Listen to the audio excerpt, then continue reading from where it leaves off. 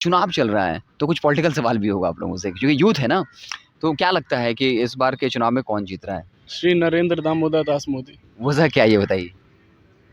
वजह यही है कि अभी तक क्रिएटर के लिए कोई अवार्ड नहीं था। चलिए, आपको क्या लगता है किसकी सरकार बननी चाहिए आदित्य जी? बीजेपी क्या है बीजेपी की बननी चाहिए। जी। आपका नाम क्या हुआ? केशव। आप किसके फेवर में हैं, कांग्रेस या बीजेपी?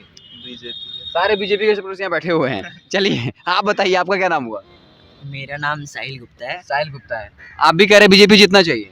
नहीं, बीजेपी नहीं। चलिए, ये डेमोक्रेसी होता है, कम से कम एक जो है वो असहमति दायर कर रहा है। हम सवाल जवाब पे नहीं जाएंगे। उसका उसमें उसे उसी का रहने दे, मैं तो प्यासा हूँ दरिया वो जीन का मेरे।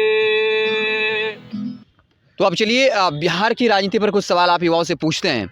अभी जो है दो प्रमुख चेहरे हैं, एक तरफ चिराग पासवान है और एक तरफ तेजस्वी यादव है। क्या लगता है किसको मुख्यमंत्री बनना चाहिए? कौन ज़्यादा काबिल है, तेजस्वी यादव या चिराग पासवान? मेरे हिसाब से तो तेजस्वी भैया। आप केंद्र में मोदी का समर्थन कर रहे हैं, बिहार में बोल रहे हैं तेजस्वी यादव। चिराग पासवान क्यों नहीं? और तेजस्वी में तो कहते हैं नौवीं फेल है तेजस्वी यादव। तेजस्वी यादव 9वीं फेल है, तभी तो बेचारा शिक्षा के लिए सबके लिए खोल दिया बीपीएससी। आपके लिए कौन, तेजस्वी यादव या चिराग पासवान, कौन बेहतर है? श्री तेजस्वी यादव।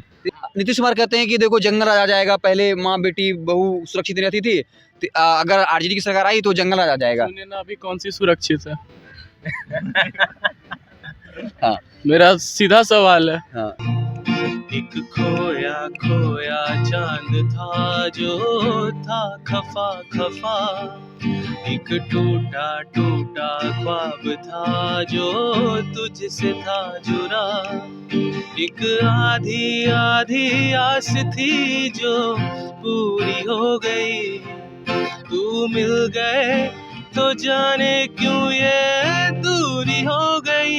नीतीश कुमार ये कह रहे होते हैं कि जाके अपने बाप से पूछना कि 90 के दशक में क्या होता था। तो जब नीतीश कुमार को आप सुनते हैं तो क्या दिमाग में चलता है आपके? तो 90 के दशक में जो होता था वो कम हो सकता है, वो खत्म नहीं हो सकता है। तो क्या लगता है कि तेजस्वी पे जो आरोप लगाते हैं कि तेजस्वी आ जाएगा तो जंगल आ जाएगा, क्या सही में ऐसा है कि तेजस्वी आ गए तो जंगल आ जाएगा? घड़े को पहले ठोकना ठठाना चाहिए। वो ठोक ठठाने का टाइम जब था, उप मुख्यमंत्री वो थे, उस समय तो जंगल राज नहीं आया। ठोक ठठा लिया, अब घड़ा खरीदने का बारी है तो अब जंगल राज आ जाएगा। क्या कहिएगा जंगल राज पे, क्या कहेंगे? जंगल राज पे यही कहना चाहेंगे कि तो क्या तेजस्वी यादव आएंगे तो फिर से बोलेंगे जंगल राज आ जाओ बिहार में? ऐसा जंगल राज तो आना मुश्किल है, बट आप बताइए, तेजस्वी आएंगे तो जंगल राज आएगा बिहार में?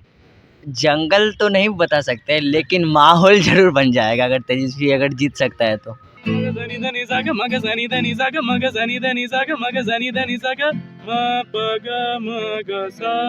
तुम्हारी तस्वीर के सहारे मौसम कई गुजारे, मौसमी ना समझो मगर इश्क को हमारे नजरों के सामने मैं आता नहीं तुम्हारे मगर रहते हो।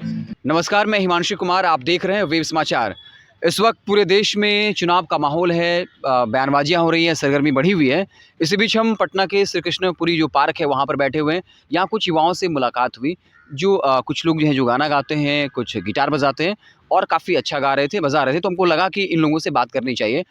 हम इनसे, स्वाभाविक है चुनाव है तो पॉलिटिकल बातें भी करेंगे और इनके गाने भी सुनेंगे, आपको भी सुनवाएंगे। क्या नाम हुआ आपका ये बताइए? मेरा नाम युग प्रकाश है। युग प्रकाश हुआ।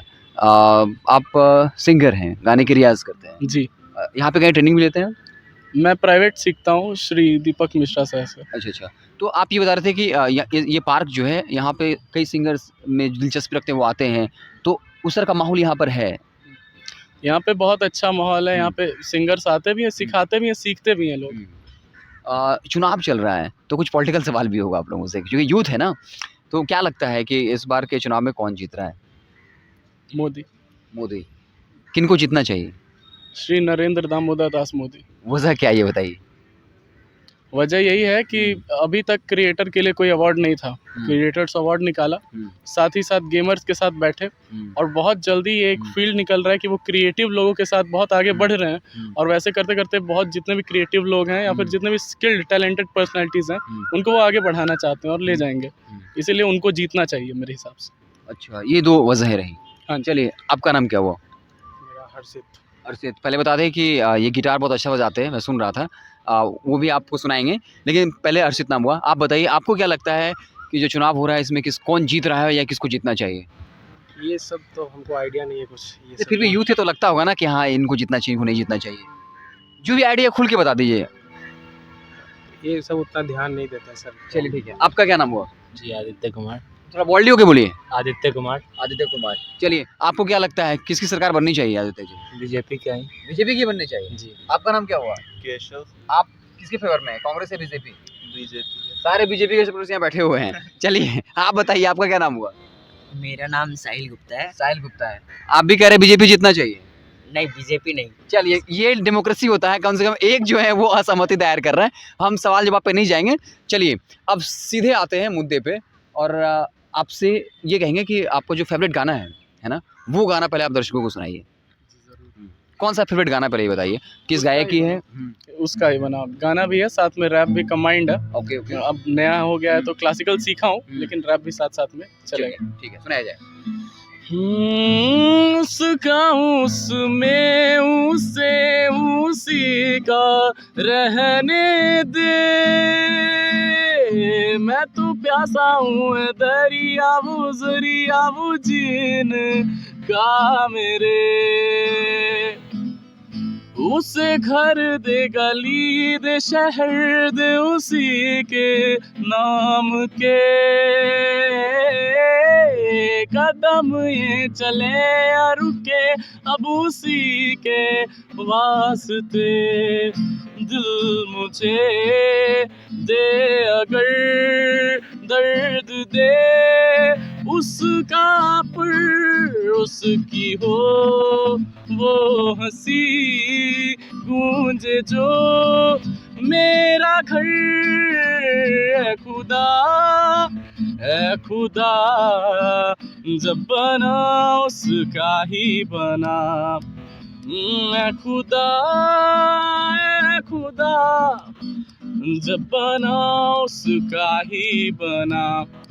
हाँ, पूरी रात मुझसे बातें करके क्लास में वो सो गई थी, उठा दिया था बस से गलती मुझसे हो गई थी, मेरे को याद है कि मैं स्कूल में एक दिन गिर गया था, एक मामूली सी चोट पे वो रो गई थी, नफरत है उसको मुझसे और मेरे आने से, सोचा बचा लूंगा मोहब्बत अपनी गाने गाने से, उसने अपने हाथ से लगाए थे मेरे मरहम और मैं चोटें भी लगाने लगा था इसी बहाने से, अब लगता है ऐसे जैसे रात भर वो सोती नहीं है, मोहब्बत हर किसी को हर किसी से होती नहीं है, मुड़ के भी नहीं देखा जब गई वो दिल ये तोड़ के, कमाने जाता हूँ आराम मैं आराम छोड़ के, ये दास्तां सुना रहा हूँ सालगिरह के दिन आज उसकी सालगिरह है ना, तो तू आके मुझसे मिल, हैप्पी बर्थडे टू यू, आज तुम खुशियां मनाओ, कितने दोस्त बन गए हैं तेरे मेरे को नहीं बताओ। सांस लेना भर भी यहाँ जीना नहीं है, अब तो जिंदा हूँ मैं इस नीले आसमां में,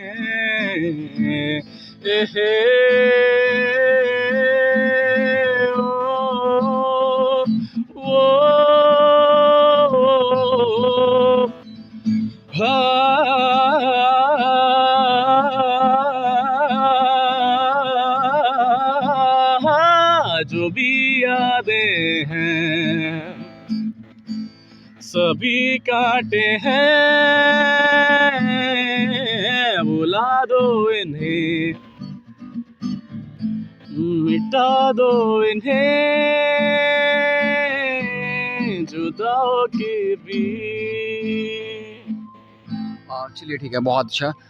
ये बोलेंगे आपका फेवरेट सिंगर कौन है जिनको आप पसंद करते हैं या उनको फॉलो करने की कोशिश करते हैं? तो सबसे पहले हम चाहेंगे पुराने दौर में जो किशोर दा थे, मन्ना डे थे, मोहम्मद रफ़ी साहब थे, लता मंगेशकर थी, आशा उस दौर का, और जो मॉडर्न दौर में है उनमें सबसे ज़्यादा आपको पसंद कौन है और क्यों है, वजह क्या है? क्योंकि आप उनकी गहराइयों को जानते हैं, संगीत की गहराई। वैसे तो मैं बप्पी लहरी और आर.डी. बर्मन के गाने से बहुत ज़्यादा इंस्पायर होता हूँ, क्योंकि उस वक्त उन्होंने पॉप कल्चर लाया था इंडिया में, जब कुछ भी नहीं था और जब इतने सारे साधन भी नहीं थे।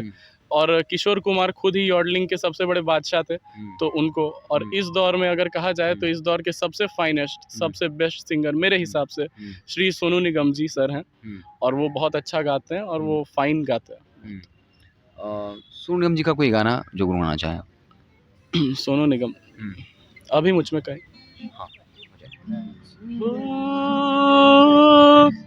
धूप में चलते हुए तन को छाया पेड़ की मिल गई, और रूठे बच्चे की हंसी जैसे फुसलाने से फिर खिल गई। कुछ ऐसा ही अब महसूस मुझको हो रहा है, बरसों के पुराने जख्म पे मरहम लगा सा है। कुछ ऐसी लगन इस लम्हे में है, ये लम्हा कहाँ था मेरा।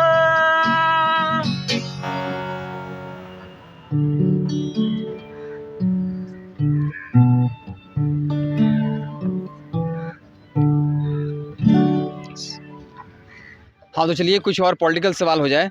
आप बताइए, मोदी आपको क्यों पसंद है और क्यों आना चाहिए मोदी को? देखा जाए तो बताइए। हाँ, अब पिछले 10 साल का पास्ट उठा के देखिए कितना हाँ, बोलो, डेवलपमेंट हाँ। हुआ है, कितना डेवलपमेंट हुआ है। हाँ। लाइक आप मेट्रोज देख लीजिए, मेट्रो सिटी देख लीजिए, आप रोड्स देख लीजिए, इंफ्रास्ट्रक्चर देख लीजिए, एजुकेशन के मामले में आप देखिए बहुत डेवलपमेंट हुआ है लास्ट के 10 ईयर्स से। एजुकेशन के मामले में तो कहा जा रहा है कई सरकारी स्कूलें बंद हो गए हैं, जेएनयू जैसे यूनिवर्सिटीज़ हैं उनका फंड कम कर दिया गया है, तो ये तो आरोप लग रहा है ना। एजुकेशन बजट होता है उसको कम कर दिया गया, जबकि एजुकेशन बजट बढ़ना चाहिए। एजुकेशन के मामले में तो मोदी सरकार पे आप नहीं कह सकते कि बहुत अच्छा काम किया है। जो बजट पेश होता है उसमें तो बजट कम कर दिया गया है। बजट कम करने से डेफिनेटली कुछ फ़र्क आएगा, बट यूनिवर्सिटीज़ देखिए आप, पहले बहुत कम थे, आज के टाइम में ऑलमोस्ट डबल हो चुके हैं वो यूनिवर्सिटीज़ जो पहले थे। हाँ, ऐड करिए।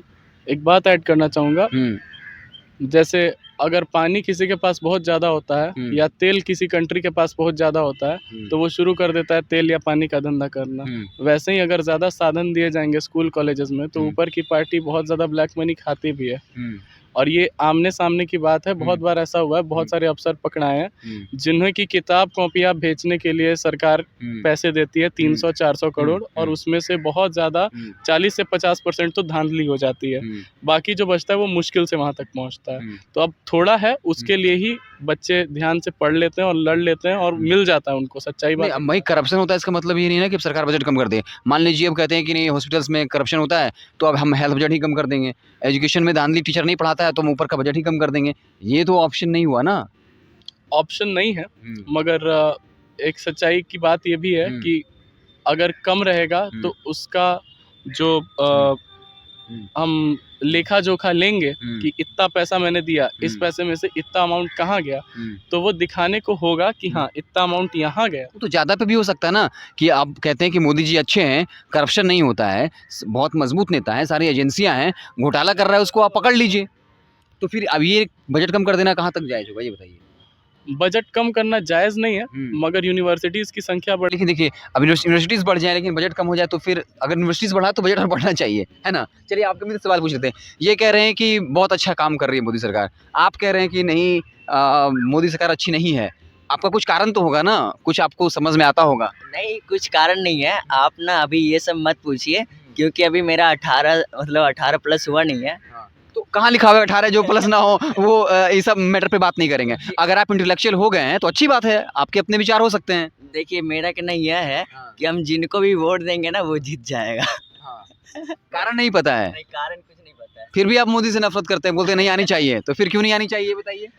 तभी मैं ना मतलब कुछ बिना सोचे समझे बोल रहा था, इसलिए। अभी पॉलिटिकल अवेयरनेस उतना नहीं है। हाँ हाँ।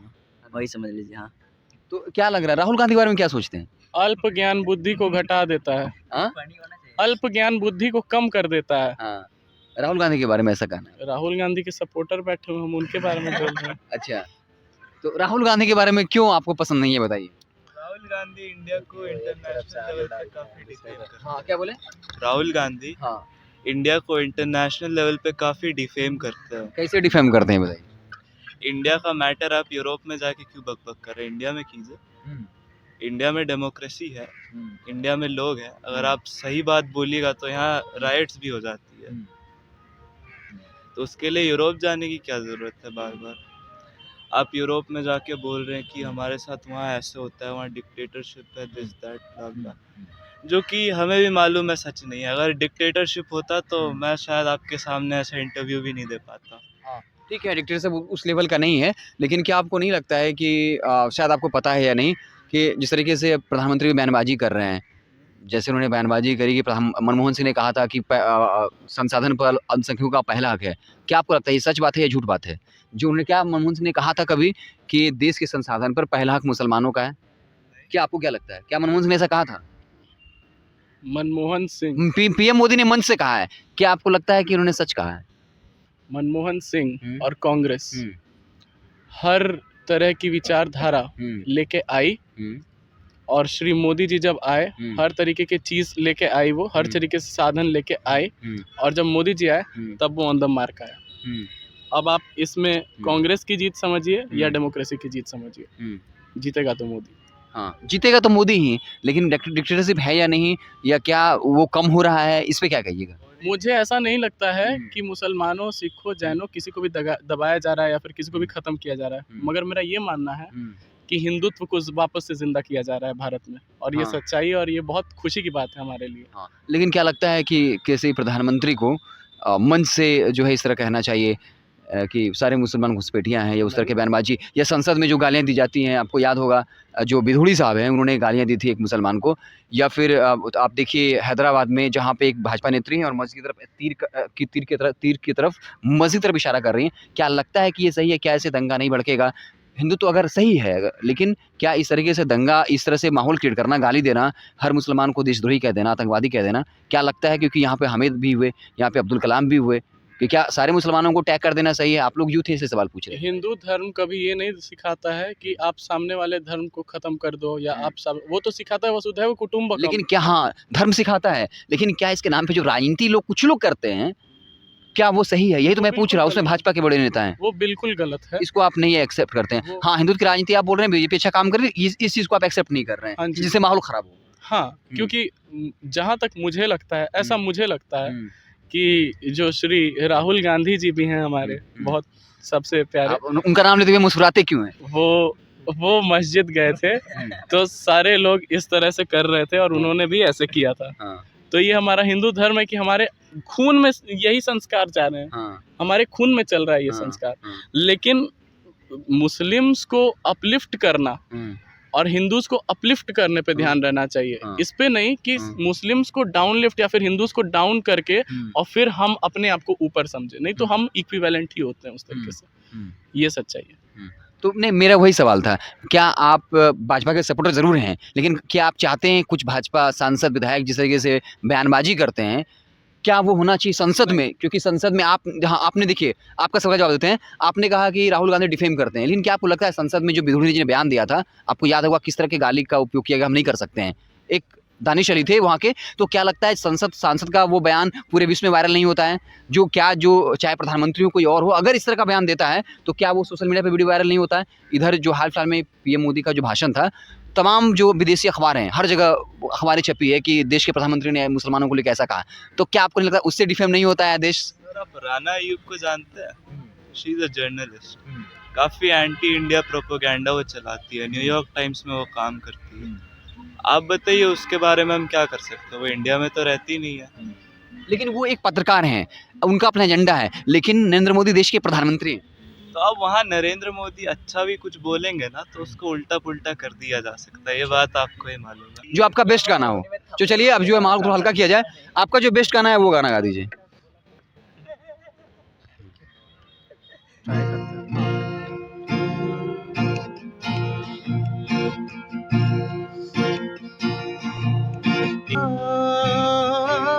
तेरे बिना। Thank you. तो चलिए बहुत अच्छा। मीडिया को लेके आप क्या सोचते हैं? आप तो कहते हैं कि मोदी जी काफ़ी अच्छा काम कर रहे हैं, है ना? वो आपका ओपिनियन है। क्या लगता है कि मीडिया को लेके आप क्या सोचते हैं? मीडिया दो तरफ बट चुकी है। हुँ, एक मीडिया जो हम्म। सोशल मीडिया पे आती है वो उनमें ज़्यादातर सच्चे लोग हैं, हुँ, और एक मीडिया जो टीवी पे आती है हुँ, उनमें ज़्यादातर बिके हुए लोग हैं। हुँ, बिके हुए लोग हैं हम्म। इसका मतलब ये नहीं कि हम्म। वो बिके हुए हैं, हुँ। इसका मतलब ये है कि जो मेन मीडिया हाउसेस लेकिन हैं। ये बड़ा इंटरेस्टिंग पॉइंट मेरे लिए हुआ एक पत्रकार होने के नाते। आप देखिए आप मोदी के समर्थक हैं, आप कहते हैं अच्छा काम हुआ, लेकिन नेशनल मीडिया पे जितने पत्रकार हैं, एक भी शायद एनडीटीवी एक था तो अडानी न्यूज़ पे ओवर पावर कर लिया, है ना? बाकी जितने चैनल हैं, सारे कह लीजिए कि बीजेपी समर्थक हैं एक तरह से, नेगेटिव खबरें चलती नहीं हैं। क्या आप ये बीजेपी समर्थक होने के बाद भी चाहते हैं कि नेशनल मीडिया निष्पक्ष रहे? नेशनल मीडिया मीडिया क्या है? मीडिया 3 पिलर्स हैं, लेजिस्लेचर, एग्जीक्यूटिव, और ये सब fourth pillar अलग-अलग। डेमो- फोर्थ पे हमारे हम्म। मीडिया आते हैं। हाँ।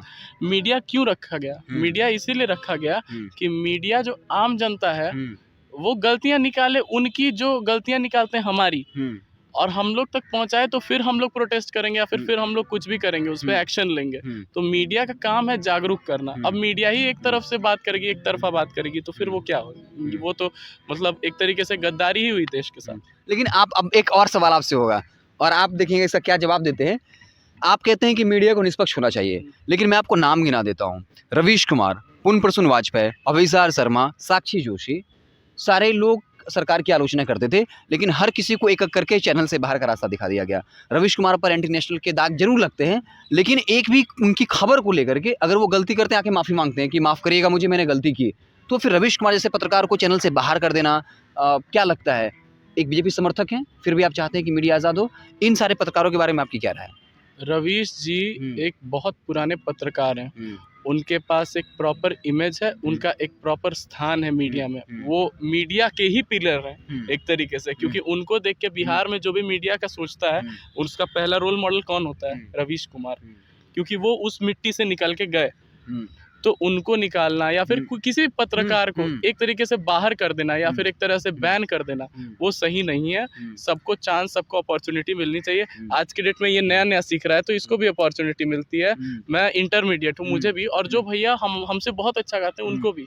और इंडियन आइडल पे अरिजीत सिंह बोलते ही हैं, अपना सोनू निगम जी गाते ही हैं, लेकिन ऐसा नहीं है कि मैं उसको दबा दे रहा हूँ या फिर उसको दबा दे रहा हूँ। सबको गाना है, सबको राइट टू स्पीच है सबका, लेकिन उसमें दबा देना या फिर किसी से उसका करियर को लेके, करियर के साथ किसी के नहीं। तो क्या इस बात पे आपको बीजेपी की सलाह रहेगी कि वो अच्छा नहीं कर रहे हैं, अगर मीडिया को दबा रहे हैं? क्योंकि सारे पत्रकारों को बाहर किया गया। अजीत अंजुम को देख लीजिए, जब कांग्रेस का वक्त था तब वो खूब आलोचना किया करते थे कांग्रेस की। अब किसी भी पत्रकार को आप देख लीजिए, रवीश कुमार मनमोहन सिंह से कभी कहा था कि अगर मनमोहन सिंह में हिम्मत है तो यहाँ पर आकर के स्कूल का खाना खाकर दिखाएं। तो लेकिन वैसे पत्रकारों को बाहर करना, क्या आप मानते हैं ये गलत हो रहा है, ये नहीं होना चाहिए? देखिए, बीजेपी के संदर्भ में मुझे ये तो नहीं पता कि वो खरीदते हैं या नहीं, लेकिन अगर वो खरीद भी रहे हैं तो खरीदें, वो तो अच्छी बात है, लेकिन निष्पक्ष होके वो बात करें। पहली भी बात कि निष्पक्ष होके मीडिया हाउसेस बात करें, और अपनी आलोचना करवाने से आज के डेट में ये भी मुझे कहता है कि भैया आपने गलत गाया, तो मैं उसको अगले दिन सुधार करके फिर गाता हूँ। तो फिर जाके उसी तरह श्री मोदी को या फिर किसी को भी कोई पॉइंट आउट करके कहता है तो उससे फ़ायदा ही होगा। और दूसरी बात है कि मुझे इस संदर्भ में पता नहीं है कि मैं तो आंख बंद करके भरोसा करता हूँ बीजेपी पे, क्योंकि लेकिन ये कह देना कि ये कहाँ तक सही होगा, आंख बंद करके भरोसा करें? लॉजिक पे डिस्कशन होना चाहिए, फैक्ट होने चाहिए। फैक्ट यही है कि एक भी अब मीडिया संस्थान नहीं बचा है जो सरकार की आलोचना कर पाए। आप हैं ना, आप क्यों हैं? लेकिन हम तो सोशल मीडिया पर है ना, वो भी कह रहे हैं कि भैया पॉलिटिकल बात बहुत हो गया, एक गाना जो है वो हम सुनाएंगे, है ना? तो चलिए सुनाया जाए।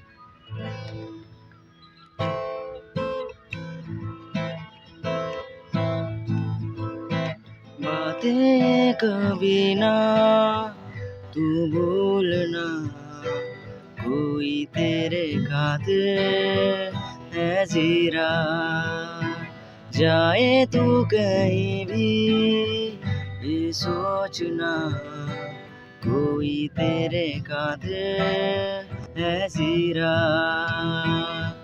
तू जहाँ जाए महफूज हो, तू जहाँ जाए महफूज हो, दिल मेरा मांगे बस ये दुआ, बातें कभी ना तू भूलना, कोई तेरे खातिर है जी रहा। हमदर्द है, हमदम भी है, तू साथ है तो जिंदगी, तू जो कभी दूर रहे, ये हमसे हो जाए अजनबी। तुझसे मोहब्बत करते हैं जो, तुझसे मोहब्बत करते हैं जो, कैसे करें हम उसको बयां। बातें कभी ना तू भूलना, कोई तेरे खातिर है जी रहा। तो चलिए ये श्री कृष्णापुरी पार्क है और यहाँ पे कुछ यूथ हैं जो गाने की रियाज़ करते हैं और ये पता चला कि ये जगह जो है कृष्णापुरी पार्क, यहाँ जो भी लोग रियाज़ करते हैं, संगीत में जिनका इंटरेस्ट होता है, उनका एक ग्रुप बन चुका है और ये संडे को जनरली आते हैं, यहाँ पे रियाज़ करते हैं, एक दूसरे की मदद करते हैं, एक दूसरे से सीखते हैं। और इन यूथ से हमने बाकायदा पॉलिटिक्स पे भी बात करी और सबसे दिलचस्प जो मेरा अनुभव रहा है कि एक कट्टर जो बीजेपी समर्थक है वो भी ये कह रहा है कि मीडिया जो है वो बिक गई है और मीडिया को आज़ाद होना चाहिए, सरकार का दबाव जो है मीडिया पर नहीं होना चाहिए। यानी ये देश जो है वो अब भी एक आज़ाद और स्वतंत्र जो है वो मीडिया चाहता है। तो अब चलिए बिहार की राजनीति पर कुछ सवाल आप युवाओं से पूछते हैं। अभी जो है दो प्रमुख चेहरे हैं, एक तरफ चिराग पासवान है और एक तरफ तेजस्वी यादव है। क्या लगता है किसको मुख्यमंत्री बनना चाहिए? कौन ज़्यादा काबिल है, तेजस्वी यादव या चिराग पासवान? मेरे हिसाब से तो तेजस्वी भैया। तेजस्वी भैया। आप केंद्र में मोदी का समर्थन कर रहे हैं, बिहार में बोल रहे हैं तेजस्वी यादव, चिराग पासवान क्यों नहीं? और तेजस्वी में तो कहते हैं नौवीं फेल है तेजस्वी यादव। तेजस्वी यादव 9वीं फेल है, तभी तो बेचारा शिक्षा के लिए सबके लिए खोल दिया बीपीएससी, इतना सारा टीचर का बहाली आया। मैं बीए कर चुका हूँ इंडियन क्लासिकल वोकल से, अभी मेरा 12th हो जाएगा, मैं एलिजिबल हो जाऊंगा। 1100 सीट की 1600 सीट निकला था एग्जाम पे म्यूजिक टीचर का, उसका अच्छा सैलरी रहता है। अगर मेरा 12th हो गया रहता पिछले साल तो मैं अपीयर भी हो जाता और मैं अच्छे सैलरी में बहाली हो जाती। लेकिन अक्सर ये देखा जाता है, मैं से पूछूंगा, इंटरेस्टिंग है, जो मोदी समर्थक हैं वो तो हर चीज़ में तेजस्वी की आलोचना करते हैं, लेकिन आप कह रहे हैं कि हाँ मोदी जी अच्छे हैं, लेकिन तेजस्वी यादव ने जो काम बिहार में किया है नौकरी के मामले में, उसकी वजह से आप तेजस्वी यादव को समर्थन देते हैं। सर मैं बहुत एजुकेटेड फैमिली से आता हूँ, मेरी मम्मी पॉलिटिकल साइंस की टीचर है, तो मुझे पता है सेंट्रल गवर्नमेंट और स्टेट गवर्नमेंट दोनों अलग अलग चीज़ों के लिए अलग अलग रूल्स है, सबके अलग अलग चीज़ें उनके हाथ में दी गई हैं, इसीलिए किसी में मेंबर कम है, किसी में ज़्यादा है, इस हिसाब से कि स्टेट को अलग इंसान रूल करे। लेकिन हाँ ठीक है, एक सवाल, लेकिन लोग ये कहते हैं कि तेजस्वी 9वीं फेल है तो वो कैसे राज नहीं कर पाएगा? उसके पास समझदारी नहीं है, पढ़ा लिखा होना चाहिए, जिसके पास अच्छी डिग्रियाँ हो। तेजस्वी यादव तो 9वीं फेल है, जो खुद 9वीं फेल है वो बिहार को क्या बदलेगा? इस तरह के आरोप लगते हैं। तेजस्वी यादव अगर 9वीं फेल है तो उसको ये पता है कि एजुकेशन का क्या मतलब है, वो दौर से भी तो गुजरा होगा। जब वो 9वीं फेल किया होगा तो लोग उस पर थू करते होंगे, उसके बाद उसको समझ में भी तो आया होगा कि हाँ भाई मुझे नहीं मिला तो मैं वो देश के बच्चों के लिए करूँ। आपके लिए कौन, तेजस्वी यादव या चिराग पासवान, कौन बेहतर है? श्री तेजस्वी यादव। तेजस्वी यादव क्यों? अरे चिराग पासवान पढ़े लिखे हैं, अच्छा बोलते हैं, तो चिराग पासवान क्यों नहीं, इसका जवाब दे दीजिए।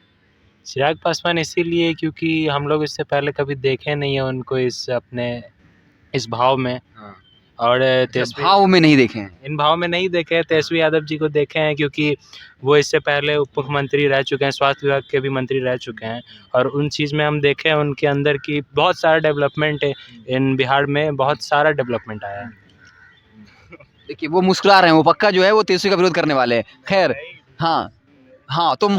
तो मैं ये सवाल पूछ रहा हूँ कि क्या लगता है, लेकिन कुछ लोग तो ये कहता है, आप लोग यूथ हैं, कि जंगल राज आ जाएगा। नीतीश कुमार कहते हैं कि देखो जंगल राज आ जाएगा, पहले माँ बेटी बहू सुरक्षित रहती थी, अगर आरजेडी की सरकार आई तो जंगल राज आ जाएगा। सुनिए ना, अभी कौन सी सुरक्षित है? हाँ मेरा सीधा सवाल है नीतीश कुमार से आपका। हाँ सर, हाँ आप एक बात बता दीजिए, कौन सी महिला सुरक्षित है आज के डेट में? एसके पुरी थाना यहीं पे है सर। एक लड़का ब्लैकमेल कर रहा था लड़की को और वो निकल गया एसके पुरी पार्क से, और लड़की के अंदर इतनी क्षमता नहीं थी जो कि वो एफआईआर कर पाए। क्यों नहीं कर रही है? क्योंकि पैसे लगते हैं, पुलिस घूस खाती है, करप्शन है। तो ये सब जो एक एक राज्य में, एक एक ज़िले में आपके मंत्री बैठते होंगे, एमएलए बैठते होंगे, वो लोग के पास भी झगड़े, मेरे को पता है इतने छोटे छोटे झगड़े, लेकिन ये छोटे छोटे करके ही बड़ा झगड़ा बनता है, बड़े कांड होते हैं। तो वो कहाँ है? किसको सुरक्षा मिल रही है? मेरी माता टीचर है और मुझे डर लगता है यहाँ बिहार में रहते हुए अपनी माता को रात को कहीं भी भेजने से। मुझे अपनी माता के लिए डर लगता है, मेरी बहन नहीं है, और मैं हर लड़की में माता देखता हूँ और मुझे उन सब के लिए डर लगता है। तो क्या नीतीश कुमार जब ये कहते हैं मन से कि याद कर लेना, अपने बाप दादा से जाके पूछो कि पहले क्या होता था, तो जब ये भाषण सुनते हैं तो उस वक्त आपके दिमाग में क्या चलता है? जब नीतीश कुमार ये कह रहे होते हैं कि जाके अपने बाप से पूछना कि 90 के दशक में क्या होता था, तो जब नीतीश कुमार को आप सुनते हैं तो क्या दिमाग में चलता है आपके? तो 90 के दशक में जो होता था वो कम हो सकता है, वो ख़त्म नहीं हो सकता है, पहली बात तो। और अगर कम हो भी सकता है तो बहुत ज़्यादा कम नहीं किया उन्होंने। तो क्या लगता है कि तेजस्वी पे जो आरोप लगाते हैं कि तेजस्वी आ जाएगा तो जंगल आ जाएगा, क्या सही में ऐसा है कि तेजस्वी आ गए तो जंगल आ जाएगा? जो आरोप लगाते हैं उनके बारे में क्या कहिएगा? अगर घड़े में पानी हम पीना शुरू नहीं, घड़े को पहले ठोकना ठठाना चाहिए। वो ठोक ठठाने का टाइम जब था, उप मुख्यमंत्री वो थे, उस समय तो जंगल राज नहीं आया। ठोक ठठा लिए, अब घड़ा खरीदने का बारी है तो अब जंगल राज आ जाएगा। क्या कहिएगा जंगल राज पे? क्या कहेंगे? जंगल राज पे यही कहना चाहेंगे कि क्या लगता है आ जाएगा क्या? नहीं, फिर से तो नहीं आने वाला, क्योंकि देख सकते हैं क्या आप। तेजस्वी यादव जंगल राज लाएंगे अगर सरकार में आएंगे तो? बिल्कुल नहीं, क्योंकि पहले आप देख सकते थे जब वो 2005 से पहले जब आरजेडी का सरकार था बिहार में, तभी तो श्री लालू प्रसाद यादव जी थे और उनकी वाइफ श्री राबड़ी देवी जी। आरोप तो लगता था ना उस वक्त? उस आरोप लगता था, ठीक है, लेकिन ये जैसे आप हम लोगों के पास अभी आए हैं न्यू यूथ के लेकर के, तो तेजस्वी प्रसाद यादव जी भी तो न्यू यूथ के हैं, न्यू जनरेशन के हैं। तो उनसे जंगल राज का डर नहीं लगता है आपको? आप क्या कहिएगा? क्या तेजस्वी यादव आएंगे तो जंगल राज लेके आएंगे? हो सकता है, क्योंकि एक बार हो चुका है, दोबारा हो सकता है, बट मैं इस पे कुछ कमेंट नहीं करना चाहूँगा। नहीं, क्यों हो सकता है ये बताइए आप बीजेपी समर्थक है इसलिए आप बोल रहे हैं कि आ सकता है, मतलब उसके पीछे रीजन होगा ना कि वो 2005 के पहले की बात थी। तेजस्वी यादव जैसा मैंने कहा कि डिप्टी चीफ मिनिस्टर रहे, तो क्या तेजस्वी यादव आएंगे तो फिर से बोलेंगे जंगल राज आ जाओ बिहार में? ऐसा जंगल राज तो आना मुश्किल है, बट क्योंकि आज के टाइम में पब्लिक के पास भी बहुत पावर है। अगर इकट्ठी हो गई तो कौन सी सरकार क्या कर लेगी? आलोचना का डर होगा, सोशल मीडिया आ गया, मीडिया आ गया, उस वक्त में वैसा नहीं था। तो आज के टाइम में सरकार को अपना खतरा भी रहता है। पहले था कि जबरदस्ती वोट करा देते थे, अब नहीं करने वाला है कोई। एक बहुत प्यारी बात है, एक बहुत प्यारी बात है कि पहले थोड़े अफसर भी पहले थोड़े से बिकाऊ थे। आज के डेट में बिहार में कौन कौन अफसर है? के पाठक अफसर है, इसके फादर खुद एजुकेशन डिपार्टमेंट में है, एक पैसा ब्लैक नहीं खाता, एक पैसा ब्लैक नहीं खाता। नीतीश कुमार से नहीं डरा, के पाठक किसी से डरेगा? हाँ, आएगा अभी गुंडा राज, तो उस गुंडा राज को उनके गुंडा के गुंडा है वो, तो वो भगा देंगे के पाठक। लेकिन सब लोग तो विरोध कर रहा है कि के पाठक सनकी आदमी है, गाली गलौज करता है। जो कई ऐसे शिक्षा मंत्री थे चंद्रशेखर, वो के पाठक पे पड़े हुए थे, तो क्या लगता है? अच्छा, अगर के पाठक अगर गाली गलौज करते हैं तो ऐसे बहुत से घर हैं बिहार में जहाँ की दादी अम्मा और दादा लोग खूब गाली देते हैं। मतलब आप कह रहे हैं उनका इंटेंशन साफ है के पाठक का, इंटेंशन शिक्षा में बदलाव करना चाहते हैं? साफ है, शिक्षा में बदलाव कर रहे हैं, 1 रुपया यहाँ वहाँ नहीं हो सकता है। अब पूछ लीजिए, रोज इसके पापा अंडर में काम करते हैं, रोज घुमा, इसके पापा परेशान रहते हैं, इतना उनसे काम लिया जाता है। और ये अच्छी बात है कि कोई इतना मेहनत कर रहा है, इतना हमारे लिए इतना कुछ कर रहा है। हम यूथ हैं, हमारे लिए कॉलेजेस में स्कूल्स खुलवाए जा रहे हैं, इतनी सारी चीज़ें की जा रही हैं, तो ये बहुत अच्छी बात है। चलिए, लास्ट टिप्पणी आपको देना पड़ेगा। ये बताइए, क्या तेजस्वी बताएंगे तो बिहार में जंगल आ जाएगा? इतना तो पता दिमाग में, मतलब डर लगता है या पता नहीं है? एक होता डर लगता है कि मीडिया में आ गए, हो सकता है कि हाँ, डर किसी से नहीं लगता, बस ये सब नहीं पता हमको। अच्छा, पता ही नहीं है। आप बताइए, तेजस्वी आएंगे तो जंगल आ जाएगा बिहार में? जंगल तो नहीं बता सकते, लेकिन माहौल जरूर बन जाएगा अगर तेजस्वी अगर जीत सकता है तो। हाँ, माहौल किस सेंस में माहौल कह रहे हैं? 2 तरह का माहौल होता है, एक चुनावी माहौल होता है, एक होता है गुंडा राज वाला माहौल। नहीं, गुंडा वाला क्यों माहौल? अच्छा, माहौल बन जाएगा, उनके पक्ष में माहौल बन जाएगा, मुख्यमंत्री बनेंगे, आप ये कह रहे हैं? हाँ, यही। तो हम लोग ने जो है तमाम पॉलिटिकल सवाल पूछे हैं, इन लोगों ने अपने जवाब दिए, लेकिन लास्ट है तो हम चाहेंगे कि सब मिल करके जो है बोल रहे थे ग्रुप सॉन्ग एक बढ़िया वाला जो है एनर्जेटिक सॉन्ग वो हो जाए। तो आप लोग थोड़ा थोड़ा क्लोज हो जाइए और आप लोग की जो इच्छा है ना कि एक गाना हो जाए ग्रुप में।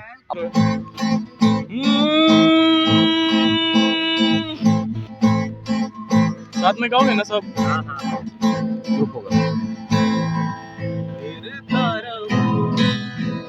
दर बदर मिलता नहीं तेरा निशान हो के जुदा, कब मैं जिया तू है कहाँ मैं कहाँ, तेरी यादों में खोया रहता हूँ, मुझको डसती है तन्हाइयाँ, फिरता रहूं दर बदर मिलता नहीं तेरा निशान हो के जुदा, कब मैं जिया तू है कहाँ मैं कहाँ, तेरी यादों में खोया रहता हूँ, मुझको डसती है तन्हाइयाँ।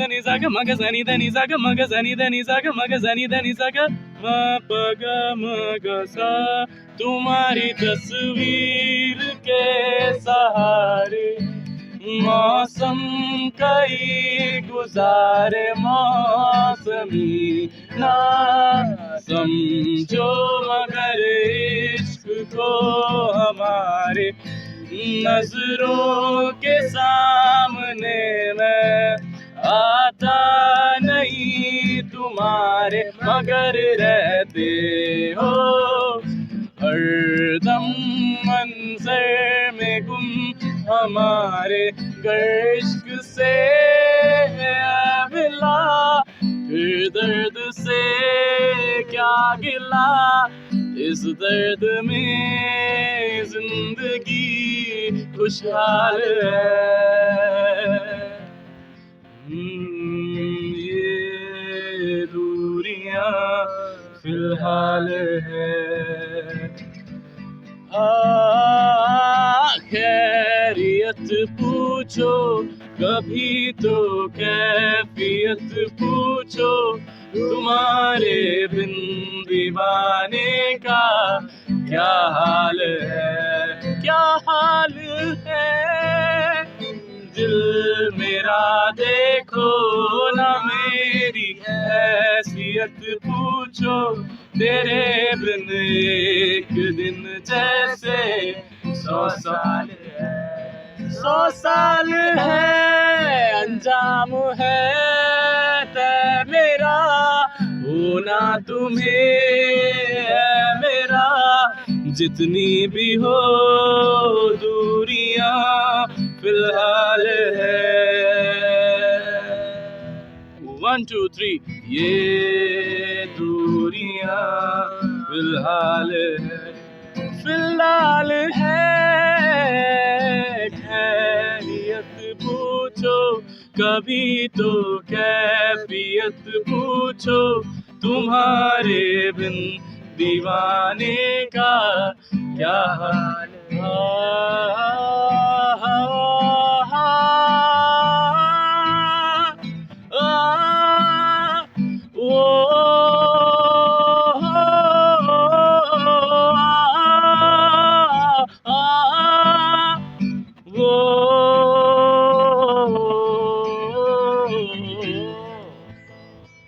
तो चलिए, काफ़ी मज़ेदार जो है वो पल रहा। इन युवाओं ने काफ़ी शानदार गाने सुनाए, इंटरेस्टिंग बातचीत हुई देश की राजनीति पर, बिहार की राजनीति पर। आप खुलकर अपनी बातें रखी। आपको हमारी बातचीत कैसी लगी, आपको गाना कैसा लगा, कमेंट बॉक्स में जो है वो अपनी राय ज़रूर दीजिएगा। आप सबको का बहुत बहुत धन्यवाद।